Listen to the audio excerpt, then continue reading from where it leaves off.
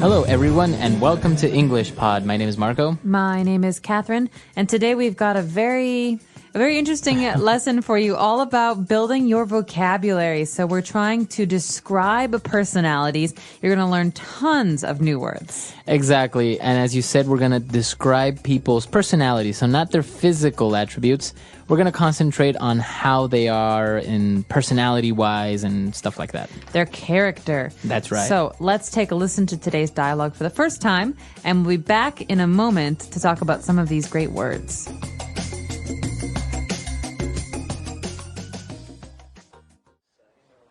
Okay, class, settle down. I have the results of your individual personality tests. I am going to hand them out, and if you'd like, you can read them out loud to the rest of the class. I'll read mine. Okay, go ahead.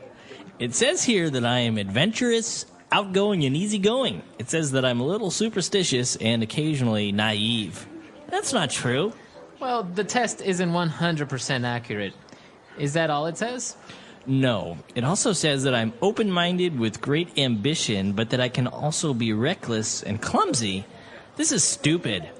Okay. Anyone else want to read theirs? I'll go. It says that I'm an extroverted, well-balanced person. It says I am generous, outspoken, and very diligent. This is so true. It also says that I am a magnanimous, eloquent, and daring. This is totally me. Whatever. These tests are baloney.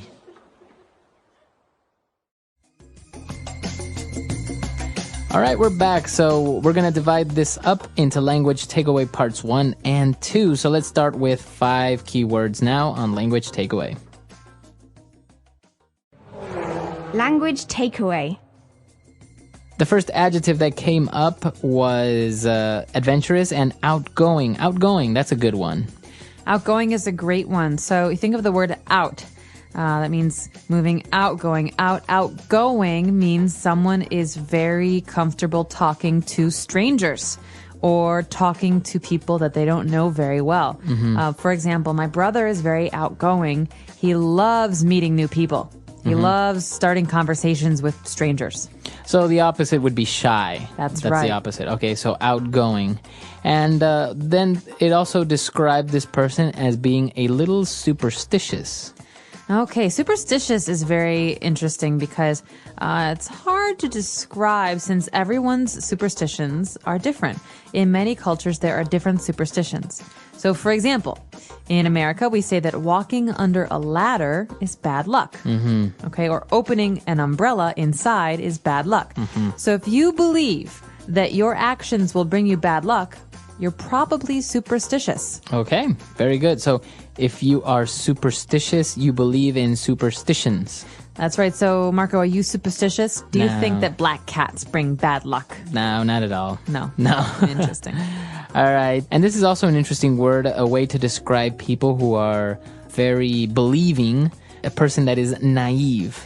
Okay, you said this already. Naive means that someone generally believes most things that you tell them. Right. So if I told you, Marco, hey, did you know that it's supposed to rain frogs tomorrow? No way. Really? Yeah, really. Oh, no. If Marco believes me, he's naive. Right. That means that, probably not going to rain frogs tomorrow, but he believes everything I say, so he's a little bit naive or inexperienced. So naive is not really a bad way of describing a person, is it?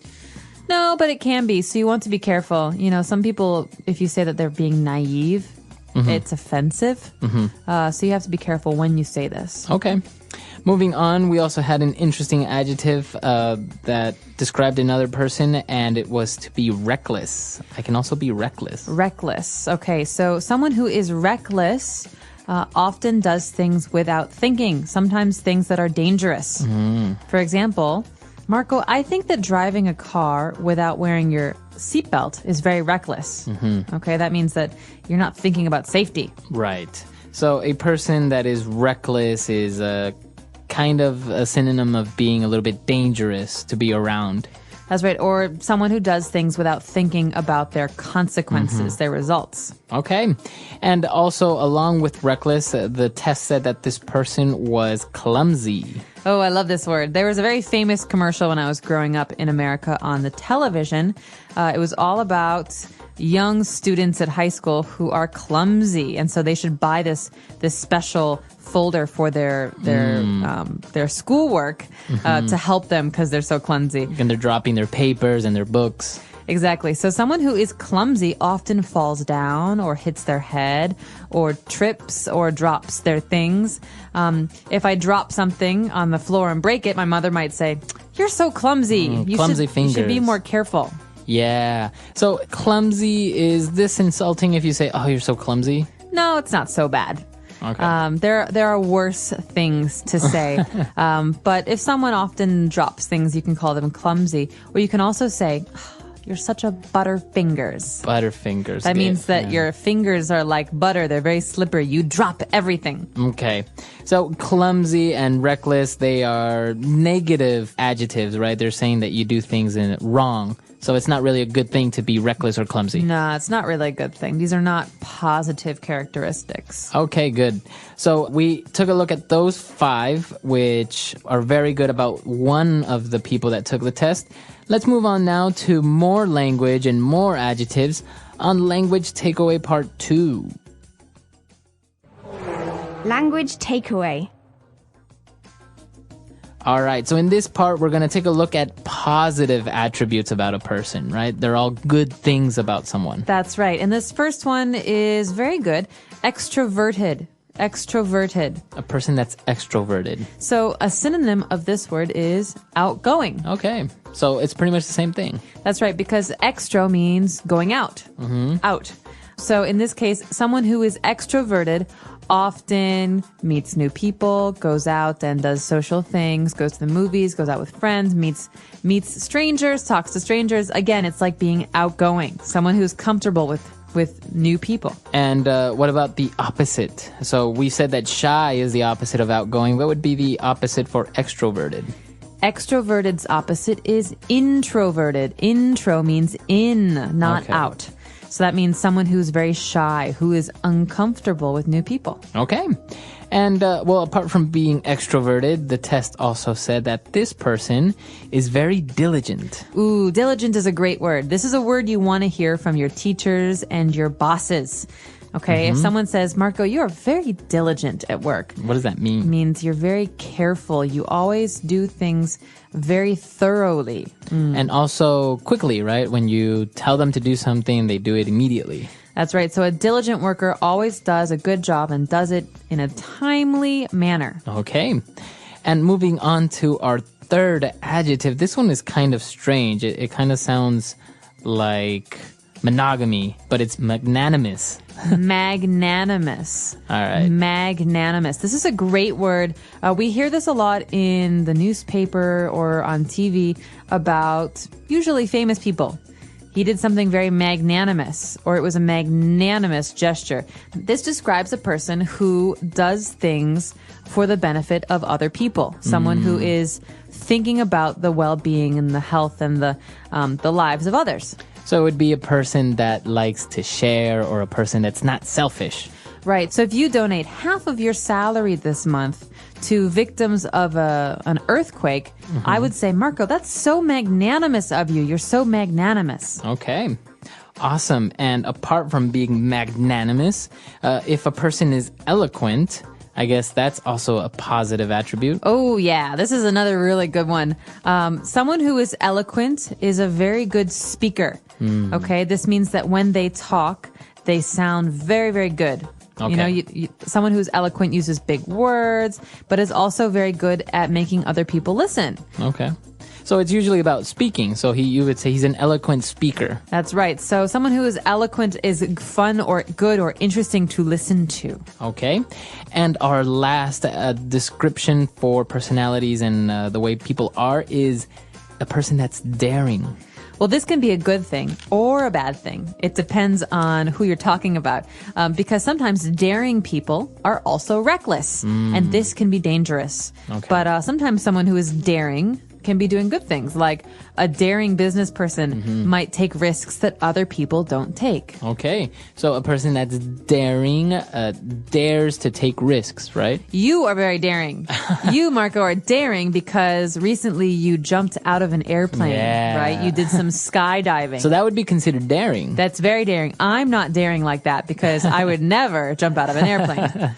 Right. Okay, so we took a look at basically 10 key words here, a lot of adjectives, but they're a great way to describe yourself. Maybe if you're at a job interview, sometimes a typical question is, how would you describe yourself using 3 adjectives? I'm extroverted, I'm diligent, and I'm open-minded. Yeah, that's awesome. See? Woohoo! You sound really professional when you say things Give like me this. the job. Yeah, exactly. So, and even if you took a look at some of the negative adjectives that we used, it's also a typical job interview question is like, what are your biggest faults? So you can say, well, maybe I am superstitious and naive, right? You wouldn't want to say that in a job interview. But I mean, I don't know, maybe. Because you have to say something, right? You do, but I would say sometimes I'm a bit too daring, or sometimes I take things personally. We can talk about that another time. But I think for now, it'd be good if we listen to today's dialogue one more time and really got a good sense of how to use these words.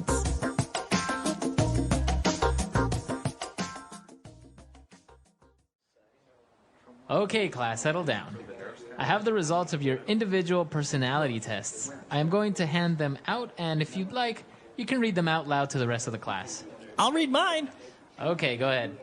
It says here that I am adventurous, outgoing, and easygoing. It says that I'm a little superstitious and occasionally naive. That's not true. Well, the test isn't 100% accurate. Is that all it says? No. It also says that I'm open-minded with great ambition, but that I can also be reckless and clumsy.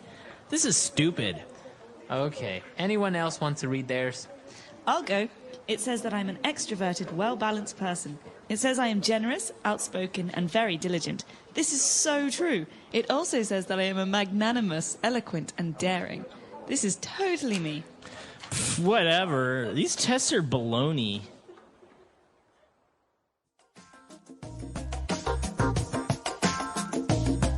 All right, we're back. So now going into descriptions. What are 3 adjectives that you would use to describe someone that you hate the most? So going back to describing people, how would you describe one of the main things that really irritate you about someone? Maybe if they are clumsy, it really bothers you that people are clumsy, or reckless maybe. I see what you're saying. Well, I really like extroverted, hardworking people. But in English, we have a word to describe someone who is too extroverted, too hardworking. And we call this person a type A personality. Type A. Type A. The letter A. And this means someone who works very, very hard, who is very, very serious, but who's always anxious, always needs to get things done, right? And so these people can be very hard to work with because they're controlling and they're never calm. So right? they're not easygoing. No, they're not easygoing. They always want to do what they want to do. They're usually not very good listeners. And so this type A personality is something that I would say I'm not a big fan of at work or even when we're going out because, with friends, it's hard to be around someone who always has to control you. This is very interesting. And I'm sure our listeners have a lot of different ways to describe things that irritate them, maybe about people, or maybe attributes that they really admire about someone. That's right. And I want to give everybody a little bit of homework today. Go home, or if you're at home, look up a word in the dictionary that describes yourself. Yeah, an that's a good one. adjective to describe yourself. I think this is a really good homework assignment because you'll be improving your vocabulary, and then put it on our website, EnglishPod.com. Let us know more about you. Okay, we'll see everyone there. Bye, everyone. Bye.